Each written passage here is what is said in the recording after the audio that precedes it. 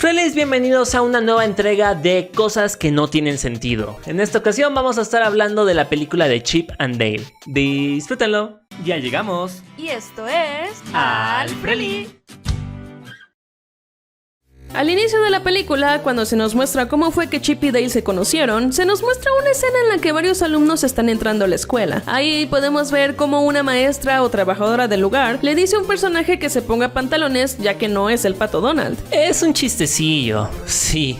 Pero, ¿esto no les hace algo de ruido en la cabeza? Es decir, ¿qué diferencia al Pato Donald de las demás caricaturas para que solo él tenga permitido no llevar pantalones? Además, la cosa se pone más rara cuando nos damos cuenta de que en realidad Donald no es el único personaje que lo hace. Los mismos Chip y Dale van por ahí mostrando los bajos. Entonces, ¿cuál es el problema de que ese personaje al que vemos al inicio no lleve pantalones? Como bien sabemos, esta película está repleta de cameos y referencias a otras franquicias. Una de las que vemos primero es una referencia a la Sirenita. Específicamente vemos la aparición en la televisión de Flounder, el pez mejor amigo de Ariel. Lo raro ocurre unos minutos después, cuando nos enteramos que está desaparecido debido a que fue secuestrado por los secuaces de Peter Pan. La cosa aquí es que cuando esto se nos muestra, nos podemos dar cuenta de que Flounder estaba tranquilamente en su casa cuando la tragedia sucedió y notan que dentro de su hogar no hay ni una sola gota de agua. ¿Me están diciendo que Flounder, un pez, no vive en un lugar lleno de agua? En un momento de la película, cuando Chip visita a Monty, se nos revela que Gadget y Zipper terminaron juntos formando una numerosa familia con más de 40 hijos. Sí,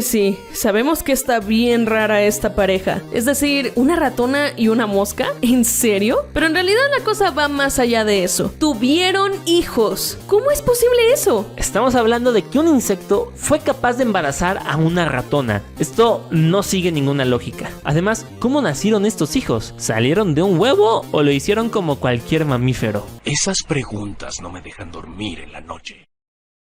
Ya cuando Monty es secuestrado, la policía se encarga de notificarle a Dale de este incidente, lo cual, no sé ustedes, pero para mí esto está un poco raro. O sea, es normal que la policía avise de este tipo de cosas a alguien cercano a la víctima, ¿verdad? A alguien cercano. Y por lo que entendimos, estos personajes habían perdido el contacto luego de que su programa fue cancelado. ¿Monty no tiene familia? Y si la respuesta es que no, de todos modos Dale no sería el amigo más cercano que tuviera. Es más, sería más lógico que le hubiera llamado a Zipper y Gadget antes que a Dale. Con ellos tiene mucha más comunicación y lo sabemos gracias a la foto que le mandaron de su numerosa familia en Navidad. Pero no, tenía que marcarle específicamente a Dale para que él y Chip pudieran ser los protagonistas de la historia, a pesar de que no tiene ningún sentido. Eso es conveniente. Otra de las cosas que carecen de lógica y que únicamente están ahí para que Chip y Dale puedan ser los héroes es lo que sucede cuando van a la escena del crimen en casa de Monty. Específicamente lo que sucede al final de la escena, que es cuando conocen a Ellie. Aquí ella se presenta, les dice que es fan de su antiguo programa, bla. La cosa aquí es que en un punto de la conversación ella los incita a que se unan a la investigación para poder detener a Peter Pan y recuperar a Monty, cosa que las ardillas aceptan. Pero ¿qué rayos? De verdad, una oficial acaba de pedir a un par de simples civiles, unos actores retirados, que se involucren en una misión que podría costarles la vida. No sé ustedes, pero esto no me parece muy profesional de su parte, y supongo que tampoco está permitido ante la ley. La primera pista que Chip y Dale encuentran es la dirección de donde proviene el queso que Monty compraba. En este mundo, el queso oloroso es como una droga, pues su venta es ilegal y, de hecho, como Monty debía dinero por adquirir más queso de lo que podía pagar, fue que lo secuestraron. Ya saben, como suele pasar en nuestro mundo. Gracias a esto, Chip y Dale logran dar con el proveedor de queso de Monty, y así se acercan un poco más al paradero de su amigo, lo cual no debió de haber sucedido, o al menos no así de sencillo. O sea, ellos simplemente tuvieron que leer la dirección que tenía impresa el queso. Si se supone que en este mundo este tipo de quesos es ilegal, ¿por qué cacas imprimirían en él de dónde proviene? De esta manera le están pidiendo a gritos a la policía que los arresten. Tal vez sea estúpido, pero también es tonto. Adelantándonos un poco, llegaremos a la parte en la que Chip y Dale logran dar con la ubicación de Peter Pan, donde ocurre algo bastante curioso. Dada la vida ilegal que el villano lleva, naturalmente cuenta con gente que lo protege, secuaces que no le permitirían la entrada al lugar a cualquier persona. Lo gracioso, y hasta estúpido, es que las ardillas simplemente tuvieron que decir queremos hablar con Sweet Pea, para que, sin problemas, los dejaran pasar a la oficina del personaje como si nada. No se aseguraron si se trataba de personas peligrosas o de policías, es más, ni siquiera se aseguraron de que no trajeran algún arma escondida o algo así. Esta película está repleta de cosas convenientes que favorecen descaradamente a Chip y Dale. ¿Qué escritores tan flojos? Y aquí es cuando viene la cosa sin sentido que todos notamos a la hora de ver la película, que Peter Pan haya sido el único que envejeció. Realmente no hay mucho que decir aquí. Lo que impulsó a Peter Pan a convertirse en un villano fue el hecho de que, por haber envejecido, ya nadie lo quería en sus películas, por lo que eventualmente fue olvidado. Lo extraño de esto es que él es el único personaje que vemos que envejeció. Y sí, entendemos la ironía. Se supone que Nunca Jamás es un lugar en el que los niños no crecen, y la gracia del personaje de Peter es precisamente esa. Pero es muy difícil creernos esto cuando podemos incluso ver cómo otros niños de Nunca Jamás se quedaron como niños a pesar del pasar de los años. Además, a lo largo de la cinta vemos muchos personajes de caricaturas y películas más antiguas que Peter Pan manteniendo la apariencia que tenían en su debut. Aún así, no hay necesidad de encontrar una lógica a todo esto. No tiene caso encontrar una razón del por qué Peter Pan es el único personaje que envejeció, debido a que esto es simplemente algo que no tiene sentido. ¡He dicho! ¡Caso cerrado!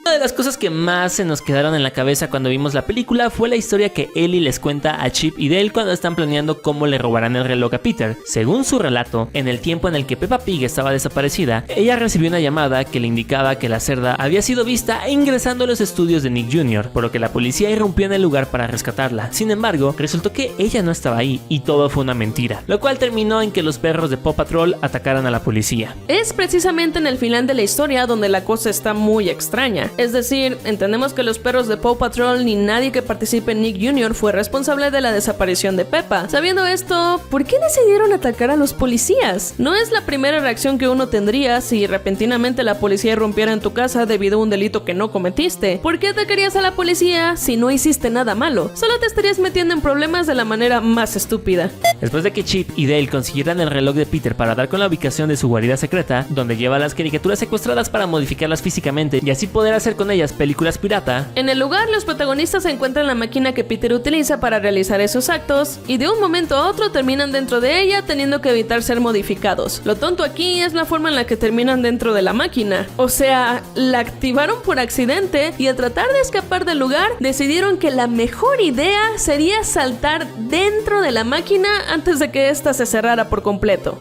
No me parece que este chico sea muy listo. Y ya que mencionamos a la máquina modificadora, ¿por qué no hablamos de su funcionamiento? Pues parece que en la película no se pusieron de acuerdo para concretar qué es lo que hace esta. Primero se nos muestra que con la máquina modificaron la apariencia de Flounder para hacerlo más feo para evitar el copyright y así poder hacer la copia barata de la sirenita. Simplemente le alargaron partes de la cara, entre otras cosillas que lo hiciera ver diferente. Luego, cuando Chip y Dale entran en ella, podemos ver que la máquina trata de simplemente cambiar su diseño, haciéndolos ver como si fueran personajes que pertenecieran a otra caricatura. Y al final vemos que lo que hace es poner partes de personajes en otros personajes para así crear fusiones extrañas. Entonces, ¿cuál es el funcionamiento de la máquina? Cambia ligeramente la apariencia de los personajes, los modifica para diseñarlos con otro estilo de dibujo o hace fusiones de personajes. No lo entiendo. I don't understand. Tiempo después, cuando la policía descubre lo de la máquina modificadora y dónde se encuentra, todos van al otro día a la comisaría. Aquí, Chip y Dale se dan cuenta de algo sospechoso, y es que la oficina del capitán huele muchísimo a la colonia que usa Monty, lo que les indica que alguien de ahí dentro está involucrado con Peter Pan. Más tarde se sabe que se trata del capitán, pero ¿no se les hace curioso que se hayan dado cuenta de eso hasta ese momento? Es decir, fue hasta el otro día que se dieron cuenta del olor. ¿Cómo es que no se habían dado cuenta cuando descubrieron la máquina si el capitán siempre estuvo con ellos en ese momento? Algo que sucede durante la persecución en la convención es que varios fanáticos se dan cuenta de que Chip y Dale se encuentran en el lugar y hacen una bolita para tomarles fotos y hablar con ellos. Ya saben, lo normal cuando una persona famosa se presenta en un lugar público. Lo curioso de esto es que no es la primera vez que ambos están en un lugar público. Además, Dale acostumbraba a presentarse en esa convención y se nos mostraba que nadie se acercaba a él, dándonos a entender que Chip y Dale ya no eran relevantes para las personas. Entonces, ¿por qué tan de repente, y justamente cuando las ardillas deben escapar, toda la gente resulta ser fan de su serie y hasta hacen todo lo posible por estar cerca de ellos? Adelantándonos un poco en la historia, resulta que Chip y Ellie son capturados por Peter, por lo que esta última llama por teléfono a Dale para darle un mensaje oculto. Afortunadamente, Dale logra descifrarlo y darse cuenta de lo que está sucediendo, pero es la forma en la que lo hace lo que no tiene sentido. Sabemos que la forma en la que descifró el mensaje es simplemente un chiste, pero realmente no tiene ningún sentido el cómo llegó a la conclusión de que Chip y Ellie fueron capturados y que además el capitán de la policía los traicionó. Simplemente no tiene tiene ninguna pizca de lógica. Luego, cuando Dale logra llegar a la guarida secreta para rescatar a sus amigos, ocurren dos cosas bastante extrañas. La primera de ellas es que el cohete en el que Dale llega al lugar tarda demasiado en explotar. Como bien sabemos, cuando uno enciende un cohete de este tipo, este explota poco después de despegar, haciendo que el cielo se ilumine. Pero este en especial dura bastante tiempo encendido, hasta que luego de varios minutos de estar atorado en la máquina, se eleva hasta el cielo y ahora sí explota. No lo sé, Rick, parece falso. Por otro lado tenemos otra explosión, la de la máquina. Como esta se avería debido al cohete, termina generando una gran explosión que deja en muy mal estado la habitación en la que se encontraba. Lo raro aquí es que solamente hubo daños materiales, y es difícil de creer que luego de una explosión de esa magnitud, todos los personajes que estaban en la habitación salieran sanos y salvos. Luego de que Peter sufriera modificaciones en su cuerpo, que por cierto son muy extrañas, podemos ver que en su misma guarida es donde se graban las películas pirata, y de hecho, en ese momento se estaban grabando varias, lo cual no tiene mucho sentido que digamos si tenemos en cuenta que la noche anterior la policía descubrió el lugar. ¿No se supone que debido a que ahí se hacen cosas ilegales, el lugar debería estar cerrado? ¿No debería haber cinta policial por todos lados y nadie trabajando en ese lugar? ¿Por qué todos están como si nada hubiera pasado? Como si no hubiera salido ya en los noticieros las cosas que se hacen en ese lugar.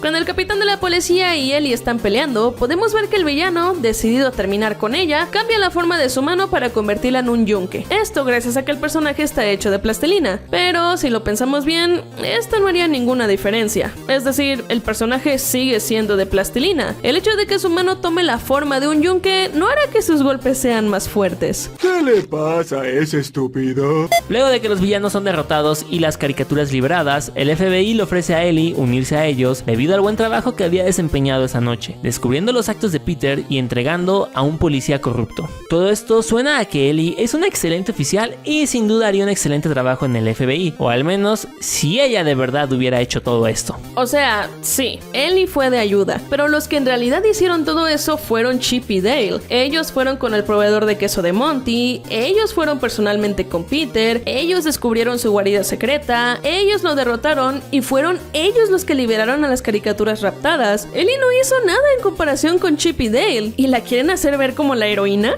Al final tenemos los últimos diálogos que comparten los Rescue Rangers justo antes de que aparezcan los créditos, donde básicamente nos dan a entender que van a hacer un reboot de su serie luego de años de que esta fuera cancelada. La pregunta aquí es, ¿por qué? Durante toda la película se encargaron de mostrarnos cómo ellos dejaron de ser relevantes para la gente. Su momento ya había pasado. Absolutamente nadie pidió un reboot de su serie. ¿Por qué razón lo harías entonces? Y es gracioso porque se parece mucho a la vida real. Realmente nadie pidió un reboot de Chip and Dale Rescue Rangers. ¿Por qué Disney decidiría hacer uno entonces?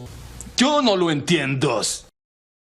Y bueno, Friendlies, hasta aquí vamos a dejar el video del día de hoy. Acá abajito en los comentarios díganos qué les pareció este video. ¿Hubo algunas otras cosas que ustedes encontraron que no tuvieran sentido y que no mencionamos en el video? Háganoslo saber aquí abajito en los comentarios. Si quieren seguir viendo más videos sobre esta película, en la cara de Alfie les dejamos uno donde recopilamos datos perturbadores de Chip and Dale. Y si ya vieron ese video, aquí en la cara de Eli les dejamos uno donde hablamos sobre lo bueno y lo malo de Chip and Dale. Friendlies, muchísimas gracias por quedarme a ver este video hasta el final y recuerden que los queremos mucho. ¡Adiós!